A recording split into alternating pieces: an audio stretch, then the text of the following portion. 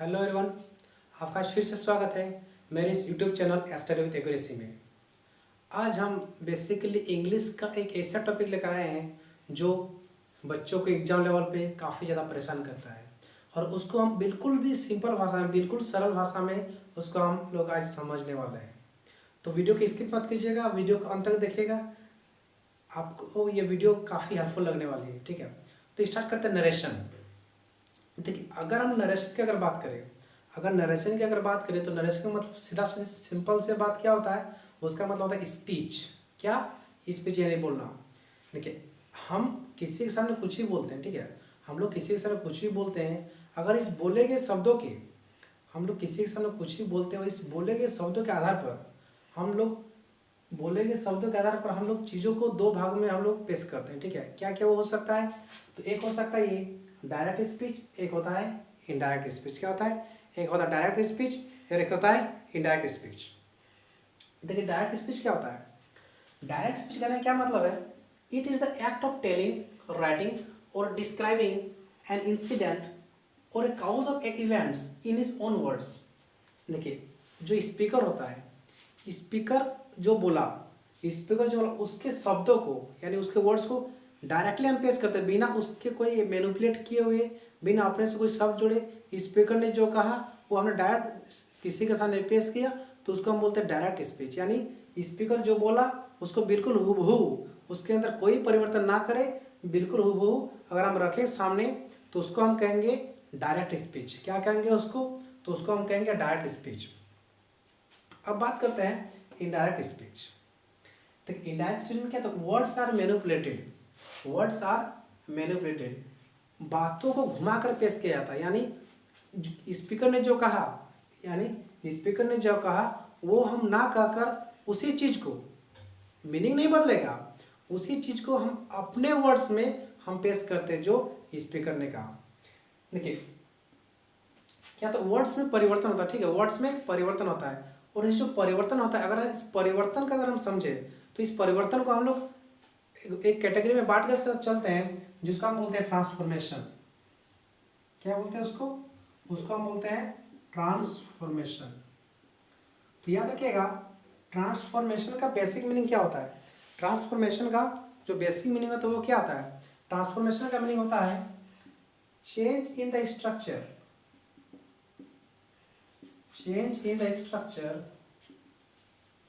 but the meaning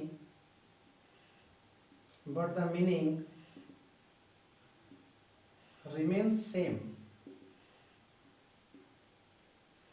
और इस transformation की अगर बात समझे तो इसको हम बोल सकते हैं इसके स्ट्रक्चर में हम परिवर्तन करेंगे, ट्रांसफॉर्मेशन के स्ट्रक्चर में हम परिवर्तन करेंगे, लेकिन उसका जो मीनिंग रहेगा उसका मीनिंग बिल्कुल सेम रहेगा, बिल्कुल सेम।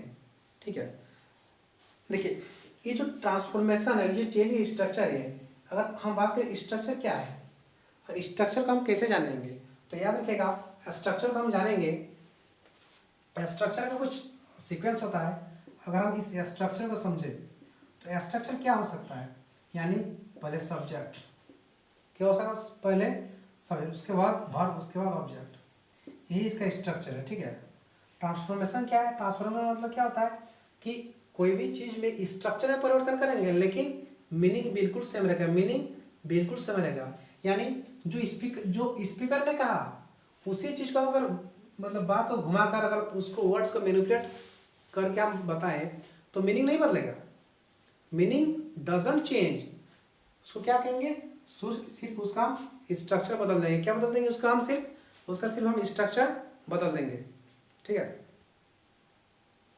चलिए इस चीज को हम एक एग्जाम्पल से समझते हैं। ठीक है, ये है क्या?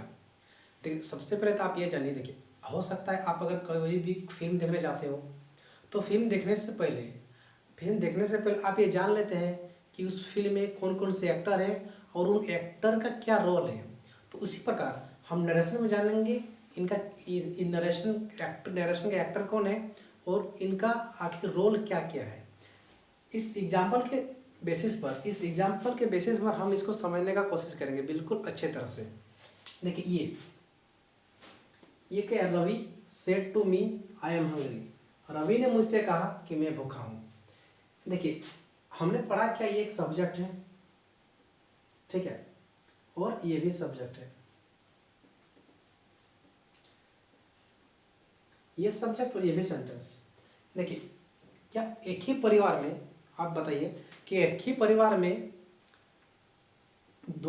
एक ही परिवार में क्या दो नाम के आदमी हो सकते हैं क्या? मान के चलिए किसी का नाम मनोज है, ठीक है, अगर कोई बुलाता है, अगर एक ही परिवार में एक का नाम मनोज है, दूसरा का भी नाम मनोज है, अगर हम किसी का नाम बोले मनोज पुकारे तो कौन आवाज़ देगा? तो आप तो कहेंगे सर ये तो कन्फ्यूजन वाली बात होगी। तो कुछ कुछ टीचर क्या बताते हैं, कुछ टीचर बताते हैं कि ये सब्जेक्ट और ये भी सब्जेक्ट नहीं।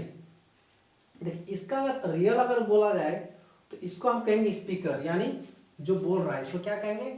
स्पीकर। ये हमारा होगा स्पीकर। क्या होगा? ये स्पीकर। और देखिए स्पीकर किसी को कोई बोल रहा है, स्पीकर किसी को कुछ बोल रहा है, तो किसको बोल रहा है? सुनने वाला कौन है? मी। तो ये होगा आपका लिसनर। ये आपका क्या है? इसको सब्जेक्ट नहीं बोलेगा, ठीक है, इसको बोलेगा स्पीकर। ये स्पीकर है, ये लिसनर है। और ये जो पूरा है जिसको इन्वर्टेड कॉमास के अंदर लिखा गया है, ये जो पूरा है जिसको इन्वर्टेड कॉमा के अंदर लिखा गया है, ये हमारा है रिपोर्टेड स्पीच। इसको क्या कहेंगे? Reported speech. काफ़ी इंपॉर्टेंट, एक एक चीज़ को इसमें डिस्कस करें, एक एक चीज़ को। वीडियो के पहले आपने देखा होगा एक बेसिक इन्फॉर्मेशन है, बेसिक नॉलेज नरेशन का। एक एक चीज़ को जानेंगे आखिर क्या है, क्या छूट गया। क्योंकि ये सेड है क्या? तो इस सेड को हम कहेंगे ये हमारा रिपोर्टिंग वर्ब है। ये क्या है मेरा? ये है हमारा रिपोर्टिंग वर्ब। इसको हम कहेंगे रिपोर्टिंग वर्ब। एक क्वेश्चन यहाँ से बन सकता है, ये रिपोर्टिंग वर्ब आखिर बताता क्या है? ये जो रिपोर्टिंग वर्ब है ये हमें क्या बताता है? तो याद रखिएगा ये रिपोर्टिंग जो वर्ब है ये रिपोर्टेड स्पीच का टाइम या टेंस बताता है, ठीक है। ये जो है रिपोर्टिंग वर्ब ये हमको क्या बताता है? तो ये हमको बताता है टाइम और एक्टिव टेंस बताता है किसका? रिपोर्टेड स्पीच का। देखिए अगर ये पास्ट में है, देखिए इस सबसे पहले ये जानिए इसका आंसर तो हम सभी लोग बना सकते हैं कि नहीं, लेकिन बिल्कुल बेसिक से समझेंगे इसको। आंसर बनाना कोई टफ काम नहीं है, कोई भी आंसर बना सकता है इसका।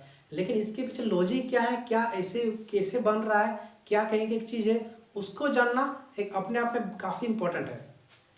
देखिए ये रिपोर्टिंग वर्ब क्या बताता है? तो रिपोर्टिंग वर्ब क्या बताता है कि रिपोर्टेड स्पीच का टाइम या फिर टेंस, वो किस टेंस में है, किस समय बोला गया है, वो हमको बताता है कौन? Reporting verb. देखिए ये जो आप दो साइन देख रहे हैं इसको कहेंगे इन्वर्टेड कोमास। इसको क्या कहेंगे? Inverted commas. इस तरह से देखिए ये क्या है आखिर?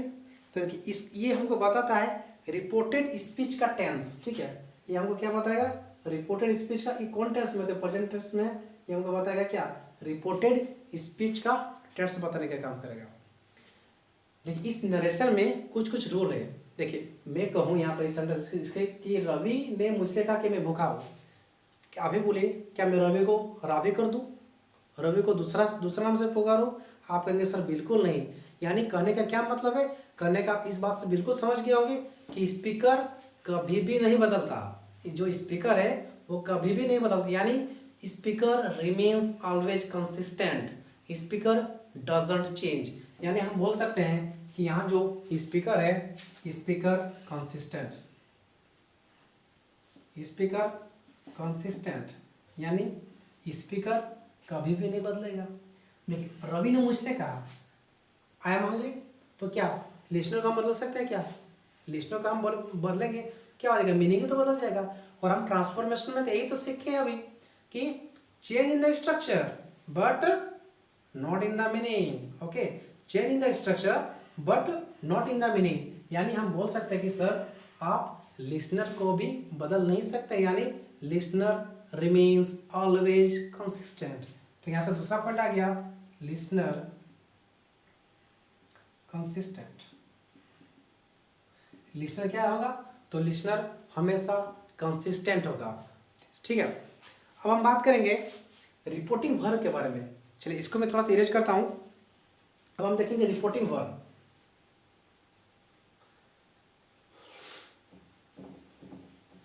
अब हम देखेंगे रिपोर्टिंग वर्ब क्या है। इस जो रिपोर्टिंग वर्ब जो मैंने ये जो मैंने सेड लिखा, इसको हमने क्या कहा, इसको हमने रिपोर्टिंग वर्ब कहा। देखिए रिपोर्टिंग वर्ब के थोड़ा बाद में हम समझेंगे। रिपोर्टिंग वर्ब क्या समझेंगे, रिपोर्टिंग वर्ब। देखिए से का कुछ फॉर्म होता है, यानी से ही लिख लेते हैं, सेज, सेड। फ्यूचर की अगर बात करें तो विल से। अगर इसके बाद आपको लिसनर देखने को मिलता है, अगर इसके बाद आपको लिसनर देखने को मिलता है तो उसके पहले आपको टू देखने को जरूर मिलेगा, ठीक है। उसके पहले आपको टू देखने को जरूर मिलेगा। हाँ एक बात सोचते हैं, अगर लिसनर ना हो तो, अगर आप कहेंगे सर अगर लिसनर ना हो तो क्या करें। देखिए अभी मैं बता रहा हूँ, अगर लिसनर होगा तब क्या करना है, तो से बदल जाएगा आपका सेज में, से बदल जाएगा आपका टेल में, सॉरी से बदल जाएगा किसमें, टेल में, और सेज बदल जाएगा आपका टेल्स में, सेड बदल जाएगा आपका टोल्ड में, सेड बदलेगा टोल्ड में, और जो विल से है वो बदल जाएगा आपका वुड से में। किसमें बदल जाएगा, वो बदल जाएगा आपका वुड टेल में, वुड टेल में। अगर लिसनर हो तब से बदल जाएगा टेल में, सेज बदलेगा टेल्स में, सेड बदलेगा टोल्ड में, और विल से बदलेगा आपका वुड से में। अगर लिसनर ना हो तो, लिसनर ना हो तो हम लोग एज इट इज लिख देते हैं, से का से, सेज का सेज, सेड का सेड, और विल से का विल से, विल से का विल से। देखिए सबसे पहले तो इसको इनडायरेक्ट स्पीच डायरेक्ट स्पीच में बदलने के लिए, तो डायरेक्ट स्पीच में और इनडायरेक्ट स्पीच में बदलने के लिए और एक चीज़ का डिस्कशन छूट गया है, उसका हम कहेंगे एक कंजक्शन है। कौन सा कंजक्शन है बताइए, पता तो कमेंट बॉक्स में जरूर लिखिएगा। तो उस कंजक्शन को हम कहते हैं दैट। क्या कहेंगे इसको, दैट। यानी इस इन्वर्टेड कोमा के बदले हम क्या लिखेंगे, एक कंजक्शन लिखेंगे। देखिए कंजक्शन होता क्या है, कंजक्शन दो सेंटेंस को जोड़ने का काम करता है, उसी को ना कंजक्शन कहेंगे। तो इन्वर्टेड कोमास के बदले हम क्या लिखेंगे, दैट। क्या लिखेंगे, दैट। चलिए अब हम कोशिश करते हैं इसका आंसर बनाने का। ये तो एग्जांपल जो हमने लिया, तो इसका हम कोशिश करेंगे इसको आंसर बनाने का। और आंसर बनाने के पीछे लॉजिक क्या है उसको हम अगले वीडियो में डिस्कस करेंगे, ठीक है। देखिए वीडियो काफ़ी बड़ा हो जा रहा है, जिसके कारण अभी हम लॉजिक को डिस्कस नहीं कर रहे क्या है, लेकिन जब हमने एग्जाम्पल लिया है तो उस एग्जाम्पल को क्लियर करना काफ़ी ज़्यादा जरूरी है। देखिए आप यहाँ देखिएगा सर, स्पीकर आपका लिसनर है, तो जैसे मैंने बताया था स्पीकर कभी नहीं बदलेगा, स्पीकर को हम एज इट इज छोड़ देंगे। लिसनर भी कभी नहीं बदलेगा, तो लिसनर को हम एज इट इज लिख देंगे। देखिए स्पीकर, ये लिसनर के पहले टू लगा हुआ, यानी इसको हम बदल सकते हैं। तो सेट का क्या हो जाएगा, टोल्ड। क्या होगा, टोल्ड। रवि टोल्ड मी, इस इन्वर्टेड कॉमास के बदले। देखिए अभी फिलहाल के लिए आप ये याद रखिए कि जो ये स्पीकर है, क्या है, स्पीकर। देखिए ये फर्स्ट पर्सन है, आई को क्या कहेंगे हम लोग, फर्स्ट पर्सन। याद रखिएगा फर्स्ट पर्सन जो होगा हमेशा स्पीकर के अनुसार परिवर्तन होती है, यानी फर्स्ट पर्सन जो होगा स्पीकर के अनुसार चेंज होगा। तो आई किसके अनुसार चेंज होगा, सर रवि। तो रवि का हम इसके लिए प्रोनाउन यूज कर सकते हैं, तो क्या होगा, he. Ravi told me that he, देखिए एम। देखिए पास्ट में है तो एम का यूज ना करें, हम किसका यूज करेंगे, ही है तो वाज का यूज करेंगे, और हंगरी का एज इट इज हम इसको लिख देंगे। यानी आपका हो जाएगा Ravi told me that he was hungry. देखिए जो डायरेक्ट इसमें उसी बात को यहाँ पर कहा गया, लेकिन शब्दों को अपने अनुसार हमने कहा इसको। यानी इनडायरेक्ट स्पीच में हम लोग क्या पढ़े कि द वर्ड्स आर मैनिपुलेटेड, तो फ्रेंड्स आज के लिए इतना ही। उम्मीद करेंगे कि आपको ये बेसिक इन्फॉर्मेशन काफ़ी अच्छी लगी होगी। तो चलिए वीडियो को यहीं पर समाप्त करते हैं, मिलते हैं किसी अगले वीडियो में, तब तक के लिए जय हिंद।